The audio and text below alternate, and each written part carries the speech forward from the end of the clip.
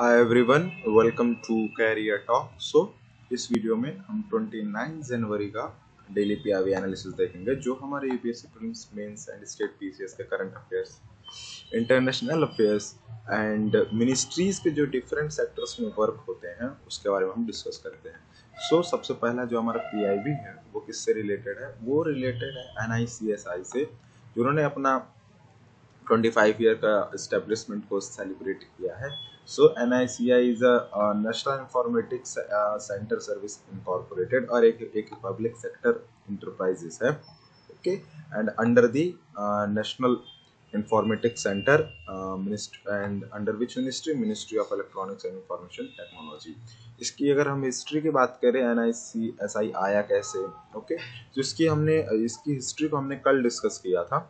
आप वहाँ से 28 जनवरी से आप इसकी हिस्ट्री के बारे में रीड कर सकते हैं वहाँ से। आज हम जो डिजिटल इंडिया जो इनिशिएटिव है, हमारी जो प्रधानमंत्री का जो विजन है to make India digital, okay, digital India initiative के अंडर हमारा जो गवर्नमेंट सेक्टर है, ओके, ई गवर्नेंस में जो हमारा गवर्नमेंट सेक्टर है उसमें ट्रांसपेरेंसी लाने के लिए, इनहेंसिबिलिटी लाने के लिए जो NICSI है उन्होंने कुछ चीजें क्या की है, लॉन्च की है। एक अच्छा सा टॉपिक यहाँ पर मिल जाता है ई गवर्नेंस से रिलेटेड। इसके बारे में हम जो डिस्कस करेंगे। जैसे आपको पता है, digital India movement to empower the ordinary India with the power of technology, ये मेन मोटो है डिजिटल इंडिया का।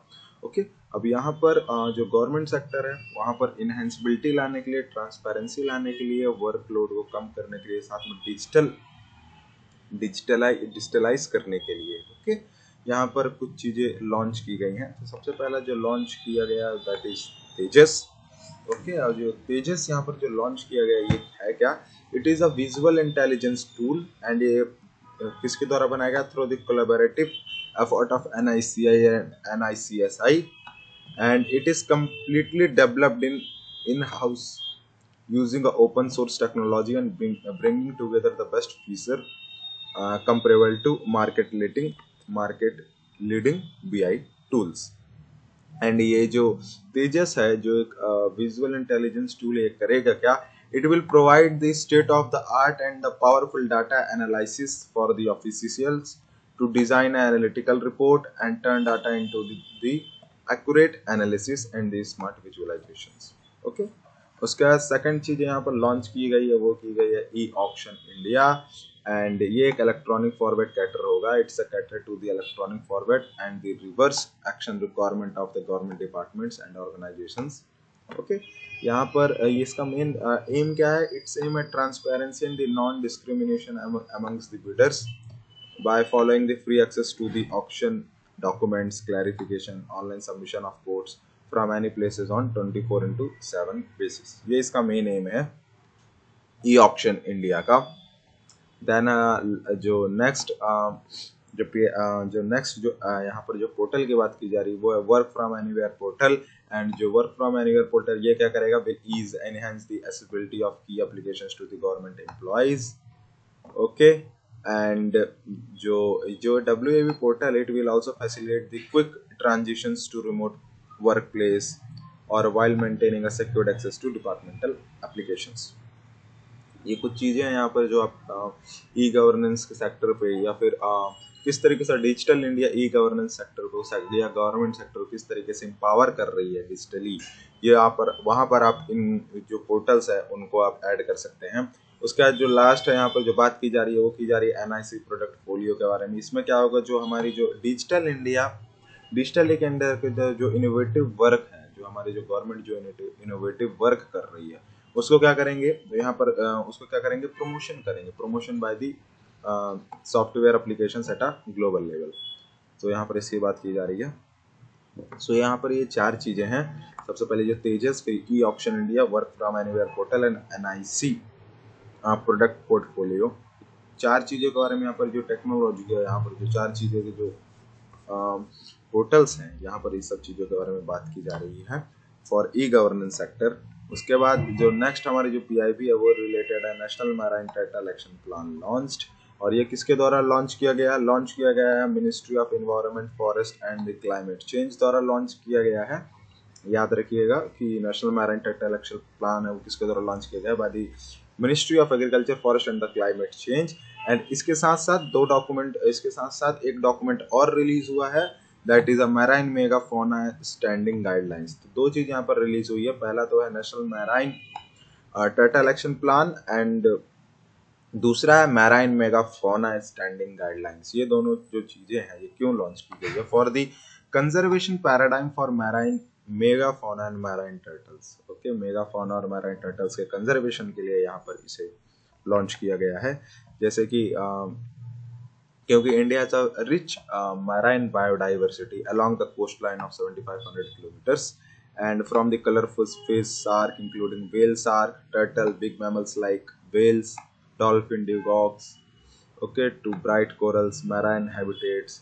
These are not only a harbor diverse species but also provide a resource जो कि हमारे लिए जो एसेंशियल होती है, जो कि ह्यूमंस वेलबींग के लिए एसेंशियल होती है। तो दो चीजें हैं। सो यहाँ पर इन सब चीज़ों को कंजर्व करने के लिए यहाँ पर दो डॉक्यूमेंट्स रिलीज किए गए हैं, that is marine megafauna standing guidelines and national marine textile action plan. और जो ये दो डॉक्यूमेंट हैं, these two document highlight the actions कि किस तरीके से इन्हें कंजर्व किया जाए, किस तरीके से वर्क किया जाए। सो ये दो डॉक्यूमेंट्स हैं, इन सब चीज़ों को क्या करेंगे, हाईलाइट करेंगे। So these two documents highlight the actions to be taken for handling the standard animals on the shore or stranded or tangled animals in the sea or on a boat, okay, and management actions for improved coordination, reducing threats to marine species and their habitats, rehabilitation or deregarded, enhancing a people participations, advanced scientific research, exchange of information on marine animals and the marine turtles and their habitats. So इसके लिए यहाँ पर एक launch किया गया है। अगर आपसे बायोडाइवर्सिटी का क्वेश्चन आता है सो यहाँ पर आप रिच मैराइन बायोडाइवर्सिटी के अंडर इस प्लान को आप लिख सकते हैं कि national marine turtle action plan launch किया गया था। ओके, एंड यहाँ पर ये जो दो हमने यहाँ पर जो डॉक्यूमेंट जो रिलीज हुई यहाँ पर इसके बारे में हमने डिस्कस किया कि कैसे यहाँ पर किस तरीके से इन्हें कंजर्व किया जाएगा। और इस पे आप टर्टल्स के बारे में रीड कर लीजिएगा यहाँ पर, जो कि इम्पोर्टेंट है। यहाँ पर टर्टल एक्चुअली में होते क्या हैं, किसी स्पीसीज के एंड डिफरेंट टर्टल्स जो पाए जाते हैं उसके बारे में आप देख लीजिएगा। देन उसके बाद नेक्स्ट जो हमारी PIB है वो रिलेटेड है Indo French alliance towards a greener planet. So India को एज अ इन्वायरमेंट प्रोटेक्शन के लिए यहाँ पर ग्लोबल इन्वायरमेंट प्रोटेक्शन के लिए यहाँ पर इंडो फ्रेंच के बीच एक अलायंस हुआ है। एंड दिस अलायंस का ऑब्जेक्टिव क्या है, the basic objective to strengthen the Indo-French cooperation in a sustainable development and increase the effectiveness work on global environment protection। यहाँ पर कुछ प्रोग्रेस की बात की जा रही है। इस जो मीटिंग हुई है, बायलैटरल जो मीटिंग हुई है, यहाँ पर इंडिया अपनी प्रोग्रेस को बता रहा है कि हमने किस तरीके से अभी तक क्लाइमेट को कॉम्बैट किया है। ओके, क्लाइमेट चेंज के टुवर्ड्स हमने क्या क्या वर्क किया है। तो यहाँ पर प्रोग्रेस के बारे में बताते हुए कहा है कि India has made a significant progress towards a climate change action and achieved the 26% reduction of the emission intensity. And as of 2020, the renewable capacity of India stand at 90 gigawatt, which includes 36 gigawatt of solar energy and 38 gigawatt of wind energy. Okay, so यहाँ पर इस चीज के बारे में बात की जा रही है।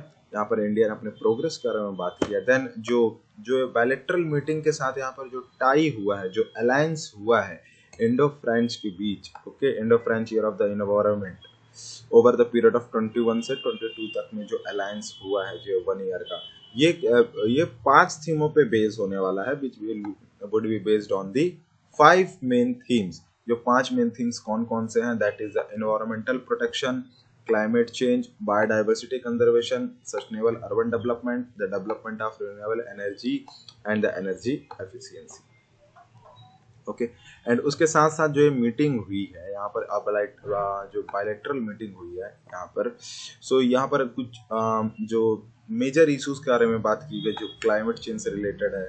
ओके, जो that is related to the biodiversity, blue economy, international solar alliance, cooperation in the field of single use plastic. तो इन सब चीज़ों में बात की है किस तरीके से इंडो फ्रेंच इन सब चीज़ों में भी जो रिलेशन है, जो अलायंस हो, इन सब चीज़ों में भी वर्क करेगा। तो इस तरीके से हमारा इंटरनेशनल रिलेशन किस तरीके से वर्क कर रहा है for make India, for make planet greener and और ग्लोबल इन्वायरमेंट प्रोटेक्शन के लिए किस तरीके से अलायंस हुआ है इंडिया और फ्रेंच के बीच। उन्होंने जो 5 बेस थीम्स है, सो आप इसको कहीं पर कोट कर सकते हैं कि टू मेक इंडिया क्लीनर, या फिर इंडिया को जो एमिशंस दे सकते, ग्रीन हाउस इफेक्ट है जो, उसको कम करने के लिए एज अ ग्लोबली उसने क्या क्या वर्क किया है। ओके, ऑल राउंड मतलब ऑल राउंड डेवलपमेंट के लिए, फिर all round development for the environment. Okay, और ग्लोबली इंडिया क्या वर्क किया है in the respective of environment. So आप इसको वहाँ पर ही सब चीज़ों को डाल सकते हैं। उसके बाद नेक्स्ट जो हमारी जो PIV है वो किससे रिलेटेड है, वो रिलेटेड है नेग्लेक्टेड ट्रॉपिकल डिसीजेस से रिलेटेड है। सो इंडिया ज्वाइन किया है वर्ल्ड को to combat the neglected tropical disease.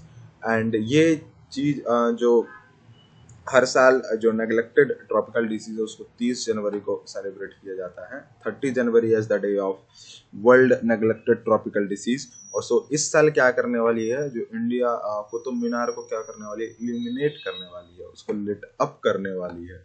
30 जनवरी को कुतुब मीनार को जो है उसको लिट अप करने वाली है। And with the symbolising of unity. Unity किस चीज की unity? Unity to combat the neglected tropical disease. और जो हमारी जो इंडिया है, India is the home to the world largest absolute burden of 11 of these major neglected disease. याद रखिएगा, इंडिया एक तरह का होम है for these neglected tropical disease. उसके लिए सो ये नेग्लेक्टेड ट्रॉपिकल डिसीज एक्चुअली में होता क्या है, इसके बारे में जानते लेते हैं। फिर उसके बाद हम उसके टाइप्स के बारे में पढ़ेंगे। सो नेग्लेक्टेड ट्रॉपिकल डिसीज क्या होता है? It is a diverse group of communicable disease prevailing mostly in the tropical and subtropical conditions are known as neglected tropical disease. Okay, and जो disease है, these disease affect more than 1 billion people and the cost developing economies of the respective countries billion of the dollar every year। और हर साल इससे लाखों करोड़ों लोग जो होते हैं इन्फेक्ट होते हैं। And the population living in poverty without adequate sanitation, in close contact with infectious vectors, domestic animals, livestock are worst affected। और इससे कौन कौन से लोग जो अफेक्ट होते हैं? These are जो poverty areas में रहते हैं, जिनको ना proper sanitation होता है, and they are close contact with infectious vectors, वो इन सब डिसीजों से जल्दी से इन्फेक्ट होते हैं। एंड NTD जो यहाँ पर neglected tropical disease are a diverse set of bacterial, viral and the parasitic pathogens. तो आप यहाँ पर नोट कर लीजिएगा कि NTD सिर्फ बैक्टीरियल नहीं बस नहीं होते हैं, याद रखिएगा। NTDs are not bacterials but also viral और parasitic pathogens. Okay, and that causes significant illness, debilitation primarily in impoverished communities of low and middle income countries। And यहाँ पर जो नेग्लेक्टेड ट्रॉपिकल डिसीज है उसको नेग्लेक्टेड टर्म क्यों किया, यहाँ पर क्यों लिया गया है? Because they are generally afflict the world's poor and historically have not received as a much attention as other disease. इसको बाकी डिसीज की तरह उतना अटेंशन तो नहीं लिया गया, इसे नेग्लेक्ट रखा गया, इसलिए इसको नेग्लेक्टेड रखेगा। और दूसरी बात क्या है, यहाँ पर जो पुअर्स लोग हैं, यहाँ पर जो पॉवर्टी लाइन पे जितने भी लोग हैं वो लोग इससे ज्यादा अफेक्ट होते हैं। दैट्स वाई यहाँ पर दो चीजों के कारण यहाँ पर नेग्लेक्टेड ट्रॉपिकल डिसीज रखा गया है। एंड जो हमारे WHO है, एक स्पेशलाइज्ड एजेंसी है ऑफ UN, उन्होंने कुछ मेजर NTDs के बारे में बात की है। दैट इज ब्रोली अल्सर, उसके बाद Guinea worm disease, then the Hansen disease, rabies, ये सब पूरी फूड बॉर्न ट्रेमोडोटाइसिस। सो ये कुछ इंपॉर्टेंट पूरी यहाँ पर जो important these are the important NTDs। And India इस पे सबसे ज़्यादा होम है इन सब डिसीजेस का। आप इसे इम्पोर्टेंट डिसीज यहाँ पर से आप नोट कर सकते हैं कि these are the important disease में डेंगू एंड चिकनगुनिया भी है। ओके, अब इंडिया एंड किस तरीके से कॉम्बेट कर रहा है India and neglected tropical disease के बीच में जो रिलेशन है एक्चुअली में, वो देख लेते हैं कि इंडिया में कौन कौन से डिसीज जो कॉमन है, जो मिलते ही है हमारे इंडिया में। देन उसके बाद हम देखेंगे कि इंडिया ने क्या वर्क किया है, इंडिया ने कौन कौन सी पॉलिसीज बनाई है to combating these diseases. Okay, so सबसे पहले हम WHO की अगर रिपोर्ट देखें तो WHO का जो रिपोर्ट है 2017 का, वहां पर बताया गया है कि India was able to eliminate the leprosy in 82% of the cities and district.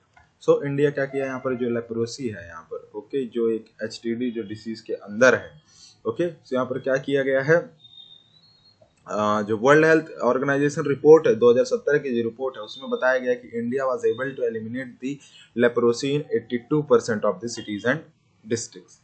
And जो ministries of health and family welfare also mention that India has eradicated the infectious trauma along with the chronic disease yaws off from the country. और यहाँ पर ministry of health and family welfare है, उन्होंने बताया है कि India ने जो इन्फेक्टियस ट्रॉमा है and along with the chronic disease उसे भी इरेडिकेट कर चुका है।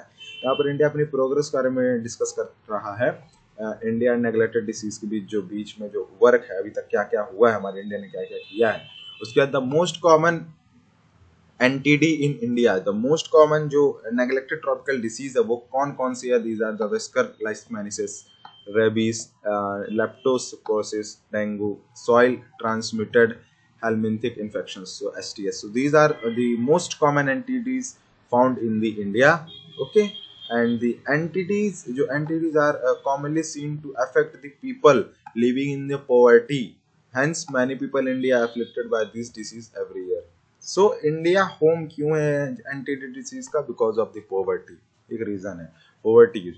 ओके, सो बहुत सारे जो पॉवर्टी रीजन के कारण क्या होता है, जो एडिकेट सैनिटाइजेशन नहीं हो पाता है, एडिकेट जो हेल्थ जो होते हैं, हेल्थ में सैनिटाइजेशन या फिर हेल्थ रिलेटेड जो वर्क्स होते हैं, उन सब चीज़ों को, जो क्लीनिंग को ध्यान में ना रखते हुए, ओके, जो हमारे जो पॉवर्टी जो एरिया है वहाँ पर जो NTDs जो डिसीज है वो ज़्यादा देखने को मिलता है। जो स्लम्स एरिया हो गए, ओके, वहाँ पर ये NTDs जो होते हैं जो ज़्यादा देखने को मिलते हैं। And as per WHO report, World Health Organization data के according, India rank number 1 in the number of cases of major NTDs in the world. So India क्या कर रहा है, India rank 1 in the case of NTDs, neglected disease के कारण, neglected tropical disease. And एक good news यहाँ पर एक बात की जा रही है, गुड न्यूज क्या है कि India has made a ट्रेमेंडस progress in controlling many such diseases.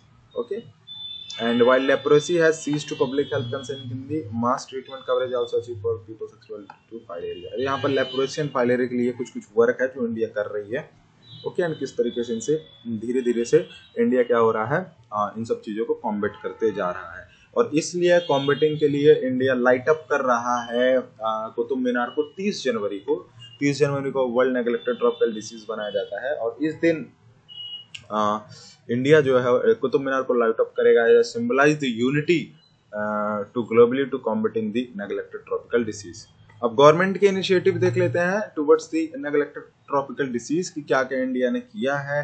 तो इंडिया ने लाया है national rabies control programme, then लाया है national vector borne disease control programme, then the national leprosy eradication programme, then fourth one is the national health policy, fifth one is the national policy on treatment of rare disease.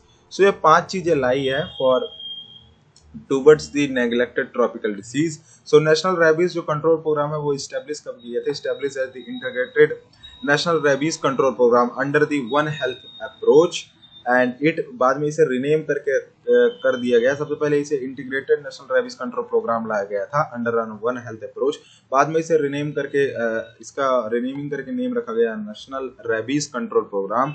And इसका main motto क्या है, इस motto is provide vaccination to stray dogs, free vaccines through government hospital all over country. उसके बाद जो दूसरा initiative लिया गया that is a national vector borne disease control programme, and it is a comprehensive programme for the prevention and control of vector borne disease like malaria, filaria, kala azar, Japanese encephalitis, dengue, chikungunya. Okay, you can also read the National Strategic Plan for Elimination of Malaria at the linked articles. Okay, आप इसे आप इसे आप read कर सकते हैं। हमारे पुराने जो आर्टिकल्स हैं उससे आप जो मलेरिया के बारे में हमने जो डिस्कस किया है उससे आप रीड कर सकते हैं। उसके बाद थर्ड है जो नेशनल लेप्रोसी एरेडिकेशन प्रोग्राम है, जो this programme was launched with the global elimination of leprosy as a public health problem and 2015 it was declared it was officially declared eliminated as a public health concern in India, and this was the new cases fall to less than 1 per 10,000. Yet India for the largest number of leprosy affected people in the world. Okay, India में सबसे ज़्यादा अभी भी leprosy के case देखे जाते हैं, largest number of leprosy India में देखे जाते हैं। एंड यहाँ पर जो प्रोग्राम है नेशनल लेप्रोसी एरेडिकेशन प्रोग्राम है, इसे लॉन्च किया गया है to eliminate the leprosy. Okay, and उसके बाद जो फोर्थ जो इनिशिएटिव लिया गया for the NTDs is that is related to the national health policy, जो कि स्टैब्लिश किया गया था 2017 में। इसका it's set an ambition to stimulate innovation to meet the health needs, survive that new drugs are affordable for those who need them most, and it does not specially tackle the neglected disease. So ये जो national health policy आपको याद रखिएगा कि ये mainly neglected disease को tackle नहीं करती, बट कुछ इंपॉर्टेंट डिसीज है ओके उसके लिए यहाँ पर नेशनल हेल्थ पॉलिसी लाई गई जो कि डिसीज से रिलेटेड, इसलिए यहाँ पर इसे मेंशन किया गया है। ओके, उसके बाद जो लास्ट में जो हमारा है वो है national policy on treatment of rare disease, and these are mostly focuses on identifying research treatment of rare disease and infective tropical disease. इसके लिए एक नेशनल पॉलिसी लाई गई थी। ये है 5 चीजों के बारे में यहाँ पर जो इनिशिएटिव्स है ट्रॉपिकल नेग्लेक्टेड ट्रॉपिकल डिसीज के बारे में, जिसमें से जो नेशनल हेल्थ पॉलिसी है वो प्रॉपरली नेग्लेक्टेड डिसीज को टैकल नहीं करता, बट समहाउ थोड़ा थोड़ा सा वर्क करता है। ओके, उसके बाद जो हम यहाँ पर इंपॉर्टेंट यूज याद रखिए, जनवरी 2021 में एक चीज की बात जो डिस्कस की जा रही है कुछ दिनों से, दैट इज अ हेनानियन मेडिसिन के बारे में डिस्कस की जा रही है, जो कि एक न्यूज में है। Okay, for the treatment of NTDs like onchromasis and the lymphatic filariasis, okay, and the schistosomiyces. So those things for sorry for the pronunciations, and these are 3 NTDs, and इसकी ट्रीटमेंट के लिए यहाँ पर जो घैनेनियन जो medicine है यहाँ पर न्यूज पे है, तो आप यहाँ पर याद रखिएगा घैनेनियन मेडिसिन किस चीज के लिए रिलेटेड है, किस ट्रीटमेंट के लिए रिलेटेड है। These are related to the NTDs. Okay, and हमने यहाँ पर पूरे तरीके से पूरे एंटीडीज को यहाँ पर हमने कवर किया है।